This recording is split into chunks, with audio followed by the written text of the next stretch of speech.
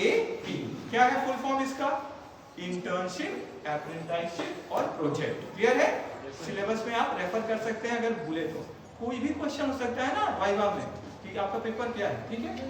तो हम लोग क्या किए इसमें? Project work. इसका जो लास्ट पी वाला काम कर लिए हम लोग, प्रोजेक्ट वर्क। क्लियर हो गया? अब ये सिंपल प्रोजेक्ट वर्क आप लोग नहीं किए हैं, आप लोग इसमें कॉम्बिनेशन भी है, आप फील्ड वर्क भी किए गए ना, आप लोग क्वेश्चन पूछे ना, ठीक है। तो वो क्या हो गया आपका, इसमें एक प्लस हो गया कि आप एक्स्ट्रा ये भी किए, सिर्फ प्रोजेक्ट बनाए नहीं है, आप सर्वे भी किए हैं और द फील्ड विजिट भी किए और फिर उसका प्रोजेक्ट वर्क। अब देखिए जो प्रोजेक्ट वर्क है तो आपका जो बीकॉम के लिए सेमेस्टर 5 के लिए, तो हम लोग इसको आपको ऑलरेडी एक सैंपल भेजा गया था ग्रुप में, है ना। उसमें है कि डिसर्टेशन नाम से है एक्चुअली, और हम लोग क्या उसको नाम कर रहे हैं? प्रोजेक्ट वर्क, है ना। क्लियर है सबको? तो जो भेजा गया था ना सैंपल, क्योंकि आपका एग्जाम तुरंत होने वाला था, इसलिए उतना टाइम तो रहा नहीं कि इसके लिए अलग, क्योंकि आप लोग का फिर छुट्टी भी हो गया, चले गए, है ना। तो अलग से क्लास हम लोग पर्टिकुलरली इसका नहीं किए, और ऐसे प्रोजेक्ट वर्क करते भी हम लोग उससे सीखते हैं, तो खुद से पढ़ के तो हम एक अच्छा आपको सैंपल वाला भेज दिए थे जिससे आप पढ़ के वो कर सकते हैं। प्लस इसके साथ ही इंस्ट्रक्शंस कुछ दिया गया है, जो लोग इंस्ट्रक्शंस का अच्छा पालन किए, देखिए इंस्ट्रक्शन का पालन नहीं करने से क्या होता है आपको समझ में नहीं आता है। जैसे सैंपल वाला भेजा गया, तो जो लोग पढ़े हैं इसको और इसका सीक्वेंस भी फॉलो किए, तो उनका क्या है, वो ज्यादा क्या हुआ, परफेक्शन के करीब पे पहुंच गए, ठीक है। जैसे आपको दिखाएंगे प्रोजेक्ट वाला, ये पूरा फॉलो किए और फिर इससे क्या हुआ, इनका वो सीक्वेंस भी बन गया। तो आपको जो भी ग्रुप में भेजा गया पढ़ने के लिए और बताने के लिए, है ना, कि इसको पढ़िए, वो पढ़ना चाहिए। कुछ लोग हमको जैसे मिले वो बोले कि हम पढ़े ही नहीं है जो भेजे आपके लिए, तो किए क्या, वो किस लिए भेजा गया था आपको? पढ़ने के लिए ना। तो अगर आप उस इंस्ट्रक्शन का पालन नहीं करेंगे तो आपका अंडरस्टैंडिंग बनेगा कैसे? इसलिए पहला काम चाहिए था आपको कि पढ़ना। जो लोग पढ़े हैं वो लोग सीक्वेंस भी समझे, उनको डाउट्स कम हुआ क्योंकि वो लोग पढ़े और उसको डिटेल में गए। दूसरा चीज और कुछ इंस्ट्रक्शन आपको दिया गया था, क्या? सिंगल पेज, एक लाइन होना चाहिए पेज वाला, और अगले साइड क्या होना चाहिए? व्हाइट, इस तरह का होना चाहिए ना। कुछ लोग अपने मन से पूरा व्हाइट कर रहे हैं, इसे गड़बड़ है, क्योंकि सिमिलर सबको इंस्ट्रक्शन दिया गया है तो एक यूनिफॉर्मिटी रहेगा तब ना। अपने तो क्या होगा कि अलग अलग रूल का पालन कर लिए, जिससे आपका चांसेस कम हो जाएगा। फिर फाइल का भी बताया गया था ना, स्पाइरल बाइंडिंग, सिंगल, है ना, ठीक है। तो जो पालन करना चाहिए, नहीं कि ठीक है वो तो हो गया, पर करना चाहिए, जिससे क्या होता है यूनिफॉर्मिटी रहता और आपका चांसेस ऑफ मार्क्स अच्छा रहता है ना। तो ये किस लिए करवा रहे हैं आपको एक्स्ट्रा क्लास, ताकि आपका मार्क्स फिर कम से कम क्या करें, आप बेटर स्कोर कर सके। तो पहले भी जो इंस्ट्रक्शन था पालन करना चाहिए। कुछ लोग दोनों साइड वाला लाइन कर लिए, कुछ लोग पूरा ही व्हाइट कर लिए, तो वैसे नहीं करना चाहिए, ठीक है। इसके अलावा देखिए, अगर आप इस सैंपल वाले को देखेंगे जो आपको ग्रुप में भेजा गया, देखिए सब मोबाइल में, तो इसमें ठीक है, नीचे आप बढ़िए। पहला तो आप लोगों को सर्टिफिकेट कवर पेज भेज दिया गया था, भेजे थे ना, उसको वैसे ही प्रिंट करके बस उसमें ऊपर में नाम लिखना था, इसलिए तो स्पेस छोड़ दिए थे ऊपर में, क्या नाम। कुछ लोग टाइप करवा ली तो क्या हुआ, स्पेलिंग गड़बड़ हो गया, कुछ छूट गया, कुछ रह गया, ऐसा हो गया। सीधे प्रिंट और उसका नाम, ठीक है। इसी तरह डिक्लेरेशन पेज का भी और सर्टिफिकेट पेज का भी इसी तरह आपको करना था। क्लियर है? भेज दिए थे जो ऑलरेडी, इसलिए भेज दिया गया था कि आपको दिक्कत ना हो, एक यूनिफॉर्मिटी भी रहे, सबका एक जैसा, ठीक है। अब साथ में इसमें आप नीचे आइए, पहले इसको हम देख लेते हैं। एक्नॉलेजमेंट वाला पेज तो हम लोग क्या करते हैं, खुद से लिखते हैं, है ना। उसमें क्या करते हैं आप एक्नॉलेजमेंट में, थैंक यू करते हैं, है ना। अच्छा, एक एक पेज करके बात करते हैं। सेट जो पहला वाला है कवर पेज, उसमें क्या मेनली टाइटल, है ना, रिसर्चर, आप हो गए रिसर्चर, जो आपके गाइड किए वो कहाँ चले गए, गाइड सुपरवाइजर में। क्लियर है सबको? रोल नंबर और ये सब तो ठीक है। फिर जो आपका पेज है सर्टिफिकेट वाला, उसका फॉर्मेट दिया गया है, बस उस फॉर्मेट को निकाल के उसमें हम लोग को जो ब्लैंक था उसमें कवर कर देना, लिख देना था। फिर एक पेज था क्या आपका, डिक्लेरेशन, ठीक है। डिक्लेरेशन में क्या होता है, आप बताते हैं कि ये मेरा ओरिजिनल वर्क है ना ये, और हम लोग इसको पहले कहीं और पब्लिश नहीं करवाएं। क्लियर सबको? एक एक चीज मीनिंग भी बोल दे रहे ताकि आपको थोड़ा इजी रहे। फिर होता है एक्नॉलेजमेंट। एक्नॉलेजमेंट में क्या होता है, हम थैंक यू करते हैं जो लोग हमको हेल्प किए, है ना, संस्थान का भी, एचओडी, जो गाइड मेरे जो सुपरवाइज किए हमको, उनका, फ्रेंड्स का, क्लासमेट्स का, है ना, और जितने भी रह भी गए कभी कभी जो लोग रिस्पॉन्स किए, रिस्पोंडेंट होता है उनको भी ठीक है, तो ये आपके ऊपर डिपेंड करता है आप किसको थैंक यू करना चाहते हैं। लेकिन नॉर्मली जो फॉर्मल तरीका है कि जो लोग इसमें डायरेक्ट रोल प्ले किए हैं उनको थैंक यू करना चाहिए, फैमिली को भी बोलना चाहिए, है ना, वो लोग हेल्प करते हैं। तो जितने लोग भी हैं रेस्पोंडेंट्स हैं और जो लोग भी है, फिर लास्ट में एक लाइन ये भी होना चाहिए कि I also thank all those who help me directly and indirectly, है ना, कि जो लोग का रह भी गया उनको भी हम लोग क्या कर दिए, थैंक यू कर दिए। क्लियर हो गया सबको? ठीक है, फिर एक्नॉलेजमेंट पेज में आपको भी साइन करना है। फिर देखिए कंटेंट्स वाला पेज, देखिए यहाँ साफ साफ ऑलरेडी लिखा हुआ था और ये आपका क्लास भी होता उसमें बताया था ना क्या क्या रहेगा कंटेंट्स में, है ना।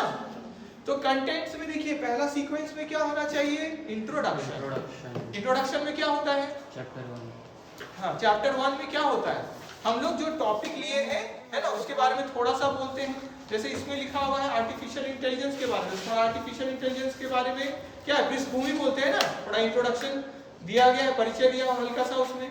और फिर क्या है कि आपका अलग अलग इसमें टॉपिक्स है। टॉपिक्स में क्या है, जैसे ठीक है, आपका एक है जैसे इसमें आपका क्या है ऑब्जेक्टिव्स, है ना, फिर सिग्निफिकेंस क्या है, आप जो टॉपिक लिए हैं उसका क्या सिग्निफिकेंस है, स्टेटमेंट ऑफ द प्रॉब्लम, मतलब जो टॉपिक लिए हैं वो क्यों आप लिए हैं उसको फिर वो भी बताते हैं, है ना, थोड़ा।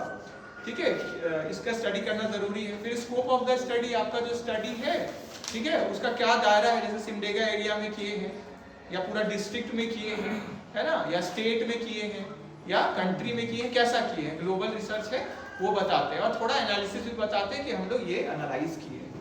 ठीक है, इसी तरह इसी में और भी टॉपिक्स है, जैसे आप स्क्रॉल करके नीचे देख सकते हैं, है ना, कि टाइप ऑफ रिसर्च क्या है, primary data, secondary data, significance, ये सब जो बात की अभी, सैम्पलिंग, है ना, method, tools for data collection, जैसे गूगल फॉर्म का यूज किए हैं ये, ठीक है, स्टैटिस्टिकल टूल्स, फिर एनालिसिस है, लिमिटेशंस है। ठीक है, तो ये सब हम लोग इसमें बताते हैं। ठीक है, आपको फ्लो पता होना चाहिए, इसीलिए हम इसको रिपीट कर रहे हैं और बोल रहे हैं ताकि आप भी समझे। तो इसको जो लोग भी नहीं पढ़े हैं, पहला टास्क तो लिख लीजिए, जो भेजा गया है उसको एक बार जरूर पढ़ लीजिएगा। ठीक है, क्लियर सबको? ये पीडीएफ पिन किया हुआ है ना, है ना, तो एक बार जरूर पढ़ लेना है जिससे आपको रियल सीक्वेंस पता चल रहा है। ये ऐसे ही थोड़ी भेजे थे पूरा सर्च करके कि कितना अलग अलग टॉपिक्स देख के, अलग अलग प्रोजेक्ट वर्क वाला डिसर्टेशन देख के फिर आपको भेजे थे ताकि आपको समझने में आसानी हो। ठीक है, ये हो गया। इसके बाद इसमें देखिए दूसरा कौन सा है हमारा, रिव्यू ऑफ लिटरेचर। क्लियर है सबको? पहला टॉपिक क्लियर है सबको, इंट्रोडक्शन, शॉर्ट में अपना टाइटल के बारे में बताते हैं शॉर्ट में, और बाकी सारा चीज ये ऑब्जेक्टिव क्या रहा, सिग्निफिकेंस क्या रहा, कौन सा आप रिसर्च किए हैं, टाइप ऑफ रिसर्च, है ना, अलग अलग limitation, scope of the study, ये सब के बारे में थोड़ा थोड़ा लिखते हैं। तो एक बार इसको जरूर पढ़िएगा। क्लियर सबको? ठीक है। सेकंड क्या, review of literature. Review of literature आपको अगर याद होगा तो इसी के बाद वाला एक पीडीएफ भेजे है ना, जिसमें क्या है, कैसे रिव्यू ऑफ लिटरेचर किया जाता है। क्या होता है, जो ऑलरेडी कुछ लोग इस पे रिसर्च कर चुके हैं इसी टॉपिक पे या इसी के मिलता जुलता टॉपिक पे, उनका क्या कहना है। ठीक है, तो जो इम्पोर्टेंट हम लोग को लगता है कि ये मेरे टॉपिक से मिलता जुलता है और ये रिसर्च वाला हम थोड़ा सा कोट कर दें तो उसको हम लोग लिख देते हैं। तो आप देखे होंगे, ठीक है, इसमें भी है रिव्यू ऑफ लिटरेचर में क्या है, नाम है उनका, है ना, ईयर कौन सा है ब्रैकेट में है, और थोड़ा सा उसके बारे में जो मेन पॉइंट्स है वो लिखा हुआ है ना। देखे हैं सब? जो नहीं देखे हैं उनका फिर से हम बोल रहे हैं, इसको देखना है पीडीएफ को, आपको आइडिया होगा। आप ये काम कर रहे हैं तो आपको पता होना चाहिए ना क्या किए। क्लियर सबको? बस एक पास होना अलग चीज होता है और एक अच्छे से पास होना और उसको समझ के वो अलग चीज है। तो आपका मेन आपको है सीखना। पास होना तो हो ही जाएंगे पास, आप इतना मेहनत कर रहे हैं, काम कर रहे हैं तो पास नहीं होंगे। ठीक है, होंगे ही, है ना, मेहनत कर रहे हैं होंगे, ठीक है, लेकिन अच्छे से समझ के पूरे तो वो अच्छा एक आपको, ठीक है, अच्छा लगेगा। फिर नेक्स्ट देखिए, तो रिव्यू ऑफ लिटरेचर आप समझ गए सब? ठीक है, तो इसमें जो आपको पीडीएफ, हम इसके नीचे वाला पीडीएफ भेजे थे, बाद में देखिएगा उसमें पूरा डिटेल था कैसे करना है। अलग अलग सोर्स है ना, गूगल स्कॉलर है, गूगल में भी आप सीधे टाइप कर सकते हैं, शोध गंगा है, अलग अलग है, जहां से भी आप क्या है उस टॉपिक के बारे में सर्च करिए, लिखे हैं। जैसे विल्सन से हम पूछे कैसे किए, तो बोले सर आप जो भेजे थे उसको पढ़े, गूगल स्कॉलर में गए और वहां से कॉपी किए, ठीक है, वहां से कुछ डेटा लाए और उसको फिर अपने वर्ड्स में किए। तो ये क्या है, वो दिखा रहा है कि वो किए। और सिर्फ अगर आप दूसरे का भरोसा रहते हैं जैसे कुछ लोग बोले कि हम वो जो किया ना सर वही हम किए, तो आप क्या किए फिर? तो वो जो गलती की वही आपका भी हुआ, वहां जो चेंज हम करवाए फिर आपका हुआ, तो क्या हुआ? डबल काम हुआ, है ना? तो मेहनत बढ़ गया ना, ठीक है। और सीखने को कम मिला, आप दूसरे पे क्यों डिपेंड हो रहे? ग्रुप में तो भेजा ही जा रहा है सबके लिए, ठीक है। तो आपसे ध्यान रखिएगा, जो भी ग्रुप में भेजा जाए उसको पढ़िए, समझिए, ठीक है। रिव्यू ऑफ लिटरेचर समझ में आया? एकदम आपका एग्जांपल देके हम बताते हैं कैसे होगा रिव्यू ऑफ लिटरेचर। जैसे हमको करना है, मान लेते हैं हम शिवम का टाइटल है consumer awareness and perception about GST, a case study of Simdega. अब हम लिखेंगे कुछ जीएसटी के ऊपर, हम क्या करेंगे? अब शिवम को कोट कर सकते हैं हम कि शिवम, ठीक है, शिवम कुमार, ब्रैकेट में लिख देंगे कौन सा ईयर 2025, इनका निष्कर्ष में या फाइंडिंग में या सजेशन में ये बोले। समझ में आया? समझ में आया? यही है रिव्यू ऑफ लिटरेचर। जो पहले काम हो चुका है उसका आप इंपॉर्टेंट पॉइंट जो आपके लिए रेलिवेंट है, इंपॉर्टेंट है, वो अपने में शामिल करें। आप समझ में आया सबको? तो ये सिर्फ बस इतना ही तक नहीं सीमित है, न्यूज़पेपर से का भी आप कुछ लिख सकते हैं, है ना, कि इसमें ऐसा आया, ये लोग ये रिसर्च किए थे। कोई जर्नल का भी लिख सकते हैं, कोई बुक का भी लिख सकते हैं, जैसे मार्केटिंग का बुक कोट है तो उनका भी कुछ कोट कर सकते हैं। क्लियर हुआ सबको? ठीक है। तो जो भी आप पढ़ रहे हैं अपने रिसर्च के लिए, उसका सोर्स, आप उसके सोर्स के साथ जब उसका कुछ पार्ट हाईलाइट कर देते हैं, किसका पार्ट बन जाता है? Review of literature. इसके लिए भी हम कुछ बताए थे आपको कि 2 से 4 पेज लिखना है, कम से कम 10-15 आपको रेफरेंस देना है, लेकिन कुछ लोग पालन नहीं किए, कोई लोग 3 ही लिखे हैं, 4। बताइए, मार्क्स का लॉस होगा तो किसको होगा? आप ही को होगा ना। लिखना चाहिए ना। हम लोग किसके लिए इतना बोल रहे हैं? ये वाली क्लास भी किसके लिए हो रहा है? मैसेज क्यों भेजते हैं? ताकि आप अच्छे से सीखें और मार्क्स स्कोर करें सीख के। नहीं पालन कर रहे हैं ना, तो ज्ञान गड़बड़ कर रहे हैं और आप नहीं मार्क्स स्कोर है, ठीक है। बेटर है करना चाहिए। नेक्स्ट, तो रिव्यू ऑफ लिटरेचर अब क्लियर हुआ सबको? रिव्यू ऑफ लिटरेचर क्लियर है? बोलिए। ठीक है। नेक्स्ट, थ्योरेटिकल फ्रेमवर्क, जिसको हम बोले थे मेन टॉपिक, इसलिए ये वाला भी था कि यहाँ से आपको थ्योरेटिकल फ्रेमवर्क देखना है। अब थ्योरेटिकल फ्रेमवर्क क्या है? अब आप लिखना स्टार्ट कर दें आपका मेन टॉपिक के बारे में। जैसे ये लिखिए जीएसटी वाला, है ना, consumer awareness and perception about GST, a case study of Simdega. अब ये समझाएंगे कि जीएसटी का क्या मतलब है, पहले तो बताएंगे ना। जीएसटी टॉपिक लिए जीएसटी क्या है, ये फुल फॉर्म है, इसका ये डेफिनेशन है, गुड्स का ये डेफिनेशन है ये सेक्शन में, सर्विसेज का ये डेफिनेशन है ये सेक्शन में। और मुस्कान और ग्रुप लोग लिए हैं क्या, रजिस्ट्रेशन और रिटर्न फाइलिंग। वो लोग रजिस्ट्रेशन समझाएंगे, है ना, रिटर्न फाइलिंग का प्रोसेस समझाएंगे, और इससे संबंधित जो इंपॉर्टेंट टॉपिक्स है, जीएसटी का क्या फायदा है, क्या नुकसान है, ये सब, है ना, और भी कुछ अदर टॉपिक्स, है ना, इसी से मिलता जुलता हम लोग किसमें लिखते हैं, इसी में। क्लियर है?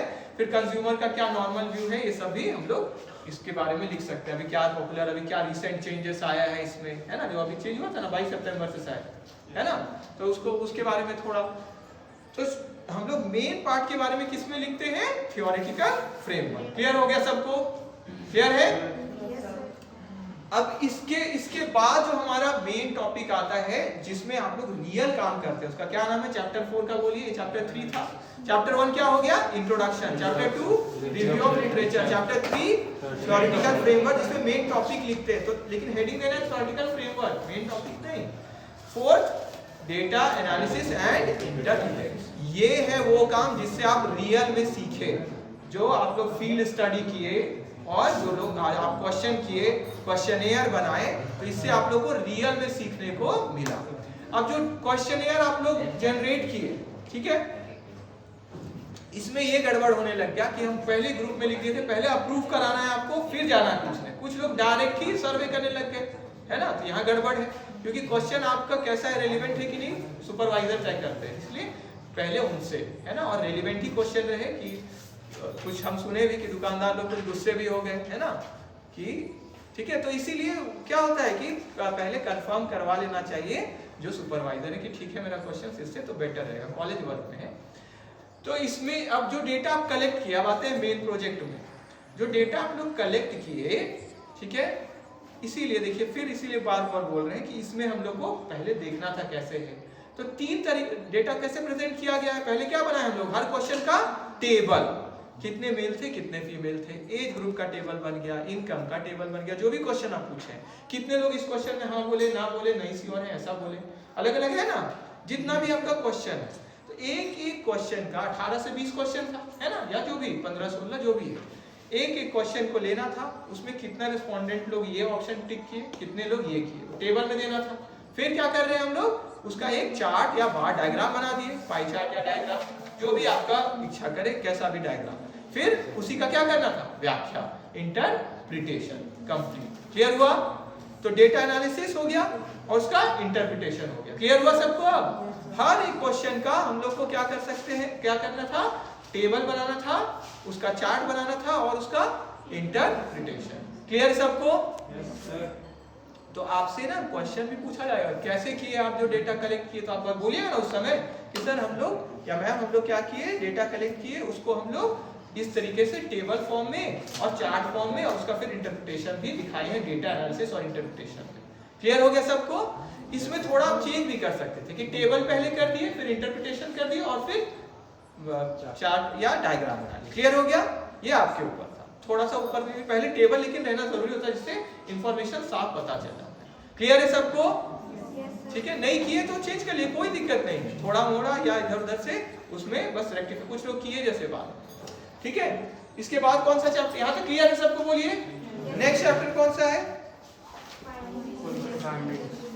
फाइंडिंग्स, फाइंडिंग, सजेशन और कंक्लूजन। फाइंडिंग, सजेशन और कंक्लूजन में क्या है, हम लोग का जो इंफॉर्मेशन मिला, अब यहाँ गड़बड़ क्या हुआ, कुछ लोग डायरेक्ट चैट जीपीटी में ही फाइंडिंग पूछ लिए। आप उसमें डेटा डाल के पूछते तो वो डेटा वाला फाइंडिंग होगा, बिना की फाइंडिंग बताइए मेरा ये टॉपिक है तो क्या होगा, वो अपना फाइंडिंग बता देंगे। समझ में आया? फाइंडिंग क्या होता है, क्या आपको मिला उससे, क्या आप समझे उससे, है ना, जो आपका डेटा आया वो क्या डेटा है। तो आपका डेटा तो आपके पास है ना, जो आप डेटा कलेक्ट किया अभी कौन सा चैप्टर में, चैप्टर 4 में, उसके बेसिस पे होता है फाइंडिंग। जैसे मेरे इस सर्वे में इतने मेल थे और इतने फीमेल थे, majority of the respondent bracket में थोड़ा नंबर होना चाहिए, परसेंटेज होना चाहिए, तब ना लगेगा आप वहां से लिंक कर रहे हैं कि नियरली 60% बोले कि मेरे को क्या है, जीएसटी फाइलिंग में कोई परेशानी नहीं होती, तो आप नंबर दे दिए ना, तो उससे क्या हुआ, आपका वहां पे लिंक कर गया ना कि जो डेटा है उससे यहाँ पे आप कर लिए। क्लियर हो गया? जबकि 30% ये बोले कि थोड़ा इसको और सुविधाजनक होना चाहिए, तो आप नंबर भी शो करें और वो भी, सिर्फ बस लिख दे रहे हैं कि इसका ये फाइंडिंग ये आया कि इजी प्रोसेस है, तो इजी प्रोसेस है तो कितने लोग बोले, कम से कम वो रहना चाहिए ना। समझ में आया? तो 1-2% होना चाहिए जिससे लगे कि आप कहां से लिंक किए अपने डेटा से। क्लियर हुआ सबको? ठीक है, ठीक है, तो इस तरीके से इसको करना था। ठीक है, तो फाइंडिंग में जितना भी आपका अलग अलग क्वेश्चन है, जैसे 15 है, 17 है, 18 है, ठीक है, तो कम से कम आप जैसे मेजॉरिटी ऑफ द रिस्पोंडेंट मान लेते हैं ऑनलाइन शॉपिंग वाले, अलग अलग टॉपिक से बोल देते हैं। ऑनलाइन शॉपिंग में जैसे आप लोग सर्वे किए और ज्यादा आप पाए क्या कि 18 से लेके 25 साल की उम्र वाले लोग ज्यादा शॉपिंग करते हैं, ऑनलाइन शॉपिंग। तो आप उसमें क्या कर सकते हैं, लिख सकते हैं ना कि 18 से 25 साल, हमारा हमने सर्वे पाया कि 18 से 25 वाले ब्रैकेट में जो लोग आते हैं साल में, वो लोग ज्यादा क्या करते हैं, ऑनलाइन शॉपिंग करते हैं। तो जो मेन पॉइंट है, ठीक है, जैसे आपका टोटल पॉइंट मान लेते हैं 17-18, लेकिन उसमें आप नाम भी पूछे हैं, आप एड्रेस भी पूछे, तो ये सब थोड़ी जाएगा फाइंडिंग में। क्लियर हुआ? जो मेन क्वेश्चन है उसका पार्ट आपका यहाँ पे आ जाएगा। क्लियर हो गया सबको? विथ डेटा जाएगा। क्लियर हो गया? फाइंडिंग क्लियर है आप सबको? बोलिए फाइंडिंग किससे लिंक होना चाहिए आपके? डेटा से। वेरी गुड, चैप्टर 4 से। क्लियर है आप सबको? ठीक है, अब इसी का फाइंडिंग हो गया। अब सजेशन देखिए, फाइंडिंग जो आपको मिला उसके बेसिस पे आप क्या सजेशन देंगे, है ना। तो इसमें भी आप क्या कर सकते हैं, जैसे आपका सजेशन एक आया कि कुछ लोगों को क्या है, ऑनलाइन में दिक्कत हो रहा है, जीएसटी पूरा ऑनलाइन है, थोड़ा सा दिक्कत हो रहा है, तो इसके लिए सरकार को जैसे वो लोग कुछ शॉर्ट वीडियोस भी ये इशू कर दे और उसका लिंक पेपर में भी बता दे कि जिनको भी जीएसटी को समझना है वो यहाँ पे जाके या यूट्यूब का इस चैनल पे जाके समझ सकते हैं। ठीक है, ऑनलाइन शॉपिंग वाला आप बात करते हैं। ऑनलाइन शॉपिंग में जैसे आप ये बोल सकते हैं कि अभी जैसे वॉइस वाला सजेशन एक ये आ रहा है कि वॉइस कमांड से भी फंक्शन होता है। ठीक है, तो इस तरीके से इसको अगर थोड़ा और ये सिंपल हो जाए कि जो वॉइस वाला है वो इंजन जो है, सर्च इंजन, वो ज्यादा अच्छे से कैच करे वॉइस को, जिसे क्या जो हम बोल रहे हैं वही जाए, है ना। अपनी तरफ से आपको जो लगता है वो कुछ सजेशन आप दे सकते हैं। ठीक है, क्लियर हो गया। हेल्प ले सकते हैं आप टूल्स का, जैसे एआई हो गया, चैट जीपीटी, जब हेल्प ले सकते हैं कि क्या क्या सजेशन हो सकता है, फिर अपने से भी सोच के, पहले अपने से सोचना चाहिए। डायरेक्टली एआई टूल्स का यूज करते हैं तो अपना सोचने की क्षमता क्या होता है, कम हो जाता है। पहले टेक्नोलॉजी का यूज नहीं करके माइंड का यूज करना चाहिए। क्लियर है? हम आपको बता रहे हैं तो क्या हम फॉलो नहीं करते ये पॉइंट? देखिए हम खुद पहले लिख के लाए क्या क्या बताना है, अब हम एआई का यूज करें और क्या बताना चाहिए, तब ना लगेगा कि क्या कि हम भी अपना माइंड यूज किए। सीधे पूछ लिए चैट जीपीटी से और उसी को जाके बोल देंगे तो क्या होगा, मेरा भी तो ग्रोथ नहीं होगा ना, वो तो सिर्फ मशीन का कार्य। तो आपको भी हर चीज में पहले अपने से स्ट्रक्चर बना के सोचना चाहिए। क्लियर है? तो सजेशन वाला भी पॉइंट्स कुछ अपने से भी एक दो पॉइंट ऐड कर सकते हैं। क्लियर है सबको? ठीक है कि डिजिटल लिटरेसी जैसे कम है हमारे एरिया में, तो थोड़ा सरकार यहाँ पे और इसके लिए कर सकते हैं, या स्टूडेंट्स ही कुछ और इनिशिएटिव लेके लोगों को एजुकेट कर सकते हैं जिससे इजीली उनको समझ में आ जाए। ठीक है, इस तरह से। लास्ट है कंक्लूजन। तो ये जो फाइंडिंग आया, जो सजेशन आया, और इतना लंबा जो आप मेन टॉपिक इंट्रोडक्शन से लेके इतना लिखे हैं, रिव्यू ऑफ लिटरेचर और ये सब, अब ये सबको एक बार में आप लोग को क्या है, निष्कर्ष में पहुंचना है। तो आप क्या करेंगे, थोड़ा सा इंट्रोडक्शन वाला पार्ट बोल सकते हैं कि इस तरह से जीएसटी का मतलब ये होता है, और हमने सर्वे में पाया कि इतने लोगों को समझ है अभी भी, लेकिन कुछ वर्ग को जीएसटी पूरा समझ में नहीं है, तो उसके लिए ये कदम उठा सकते हैं। तो ओवरऑल जो आप समझे कि ओवरऑल लोगों को कॉन्सेप्ट है जीएसटी के बारे में या ऑनलाइन शॉपिंग के बारे में, जो भी टॉपिक है आपका, लेकिन इसमें ये यहाँ सुधार करें तो और अच्छा होगा, और लोग क्या हो सकते हैं, और जागरूक हो सकते हैं इस तरीके से। क्लियर है? जैसे आंसर लिखते हैं आप लोग कंक्लूजन, उसी तरीके का ये प्रोजेक्ट वाला कंक्लूजन हो गया। क्लियर सबको यहाँ तक? तो ये जो लास्ट में पहुंचे आप, कंक्लूजन तक हो गया। इसके बाद क्या है, बिब्लियोग्राफी, या इसको शॉर्ट में हम लोग क्या एक और बोलते हैं, रेफरेंसेस। कहां से आप डेटा लिए। अब देखिए यहाँ ध्यान दीजिए, यहाँ पे भी गड़बड़ ये होने लग गया कि कोई आप सोर्स पढ़े नहीं, बस ऑनलाइन देखे उसको पेस्ट कर दिए। आप पढ़ेंगे तब ना, वहां संदर्भ क्या बोलते हैं, इसको संदर्भ सूची बोलते हैं ना। आप संदर्भ आप पढ़े ही नहीं और सिर्फ ऑनलाइन में जैसे आ गया कोई टूल में, चैट जीपीटी या जो भी आप एआई, वहां से कॉपी पेस्ट किए। तो अभी जैसे कोई इंटरव्यू आपका ले रहे, आप ये पढ़े थे, यहाँ पे तो लिखे हैं रेफरेंस में, इस साइट में गए तो बोलेंगे नहीं, तो लिखे कैसे उसको, तो मार्क्स घटेगा ना आपका, लगेगा कि क्या हो गया, कॉपी पेस्ट हो गया टोटली। तो आपका मेहनत फिर जो किए हैं उसमें क्या होगा, थोड़ा कम आंका जाएगा कि नहीं ये तो कॉपी पेस्ट कर लिए थे। आपको बोलने का वो कॉन्फिडेंस होना चाहिए, वो तब आएगा जब हम एक्चुअली में पढ़े हैं उसको। तो जो भी आप रेफरेंस वाला लिखे हैं उसको देख लेना है कम से कम कि हाँ हम देखे थे उसको, इसमें ये पॉइंट्स और भी लिखा होता है। क्लियर हुआ सबको? ठीक है, तो वही रेफरेंसेस में पॉइंट होगा जिसका आप हेल्प लिए। ठीक है, क्लियर है सबको? उस रिपोर्ट का लिए, जैसे हम लिखेंगे किसका, शिवम का नाम लिखेंगे अगर हम इस टॉपिक पे बनाएंगे, तो शिवम का हम रिव्यू ऑफ लिटरेचर में दिए हैं और उनका पढ़े हैं, तो हम लिखेंगे रेफरेंस में शिवम में। अब इसमें ना एक एपीए स्टाइल होता है, ठीक है, अमेरिकन साइकोलॉजिकल एसोसिएशन बोलते हैं राइटिंग का स्टाइल, कि कैसे बिब्लियोग्राफी को कोट किया जाता है। इसमें भी आप पीडीएफ वाला पढ़े होते तो देखते कैसे कोट किए हैं लोग, है ना। पहले टाइटल आता है, जैसे शिवम कुमार है तो पहले लिखेंगे कुमार, फिर शिवम, ठीक है, ईयर, फिर उनका टाइटल जो भी है फॉर्मेट। तो इसके लिए आप सीख सकते हैं एआई टूल से कि एपीए स्टाइल में कैसे लिखा जा सकता है, और आपको जिसका एपीए भी स्टाइल चाहिए सीधे उसमें पेस्ट करके वो बता सकते हैं इसको एपीए स्टाइल में लिखिए, तो वही लिख के दे देंगे। क्लियर हो गया? ठीक है, समझ लेना चाहिए। जिनका नहीं भी एपीए स्टाइल में कोई बात नहीं, लेकिन होने से ज्यादा बेटर है। ठीक है, सिंपल में भी कोई लिख दे तो कोई ठीक है, अभी के लिए चलेगा, लेकिन लिख लेने से ज्यादा बेटर है। क्लियर हो गया सबको? उसका आप हेल्प ले सकते हैं गूगल से, एपीए स्टाइल में कैसे रेफरेंसेस लिखा जाता है, या चैट जीपीटी में कैसे रेफरेंसेस लिखा जाता है। क्लियर हुआ सबको? ठीक है, कि पहले क्या आता है, टाइटल आता है, फिर नाम आता है, फिर जो आपका रिसर्च किया उसका टॉपिक किस ईयर में है, कब छपा था, किस जर्नल में छपा था, वो सब। क्लियर हो गया? बस सीक्वेंस होता है। सबको समझ में आया क्या बोले? एक लिखने का बस तरीका है। क्लियर है? क्लियर है सबको? एक होमवर्क में लिख लीजिए, how to write references in APA style, लिख लीजिए बात, तो ताकि आप जाने इसको। लिखिए how to write references in APA style, APA style, APA capital. Clear हो गया? ये हम लोग फॉलो करते हैं स्टाइल, इसलिए एपीए स्टाइल। ठीक है, बस देख लीजिए, वो पूछेंगे कि किस फॉर्मेट में आप रेफरेंस लिखे, तो आप बोल पाइएगा ना एपीए स्टाइल, तो लगेगा ना उनको हाँ मेहनत की, आप देखें क्या होता है एपीए स्टाइल। क्लियर हो गया सबको? ठीक है, और जिनको भी लगता है कि ये हमको सुधारना है वो अपने रिपोर्ट में चेंज कर लीजिए। क्लियर है? ठीक है, तो ये हो गया। और लास्ट में क्या था? अपेंडिक्स। इसमें क्या हम लोग को स्टिक करना था? अपना क्वेश्चन है। क्लियर सबको? Yes sir. अब ये प्रोजेक्ट वर्क का बात खत्म, यहाँ तक क्लियर हो गया? अच्छा, लाइनिंग पार्ट में आपका सारा जो भी आपका डेटा कलेक्टेड है वो लाइनिंग पार्ट में होना चाहिए था, पेज का लाइनिंग पार्ट, जहाँ पे आपका सीधा सीधा लिखा हुआ है ना, व्हाइट पेज में नहीं, यहाँ होना चाहिए था। ठीक है, यहाँ पे जैसे टेबल बनाए उसी का चार्ट और उसी का इंटरप्रिटेशन। कोई कर दिया तो कोई बात नहीं, रहने दीजिए। ठीक है, इसीलिए हम बात बोल रहे थे। ठीक है, रहने। और कोई जो पिक्चर आपका है, जो ग्रुप फोटो ये सब है ना, वो कहाँ होना चाहिए था? Left side. जो आपका व्हाइट पेज है ना, वो यहाँ पे। वो आपका मर्जी, फाइंडिंग में लगा लीजिए, सजेशन में लगा लीजिए, कंक्लूजन जहाँ पे शुरू में लगाना शुरू में लगा लीजिए। ठीक है, ज्यादा बेटर फाइंडिंग सजेशन में क्वेश्चन एयर वाला वहां पे रहता है।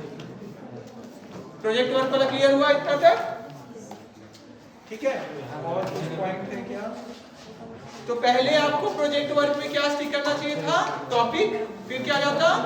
सर्टिफिकेट, डिक्लेरेशन, एक्नॉलेजमेंट, फिर स्टार्ट, कंटेंट्स करके स्टार्ट होगा। क्लियर है यहाँ तक? यस। ठीक है,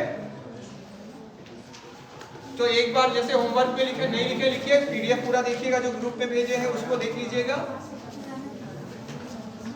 इसके अलावा और है हिंदी में, इधर ध्यान दीजिए, हिंदी में जो लोग निष्कर्ष लिखे हैं फाइंडिंग में निष्कर्ष नहीं लिखेगा, हालांकि हिंदी में वही आता है, लेकिन आप इंग्लिश में बस फाइंडिंग लिखेगा, क्योंकि कंक्लूजन में भी निष्कर्ष लिख रहे हैं ना।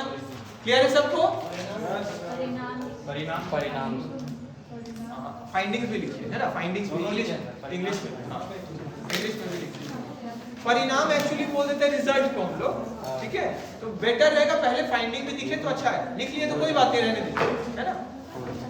ठीक है, रहने दीजिए। अगर निष्कर्ष लेकिन नहीं यूज करेगा दो जगह, एक ही वर्ड दो जगह होगा तो गड़बड़ है ना, फाइंडिंग में भी कंक्लूजन में भी। क्लियर सबको? अभी बात बंद करिए, इधर ध्यान दीजिए। ठीक है, ग्रुप फोटो बोल दिए लेफ्ट साइड में। ठीक है, तो अब आइए वाइवा के लिए। ठीक है, वाइवा के लिए कैसे प्रिपेयर करना चाहिए इसको अब नेक्स्ट वीडियो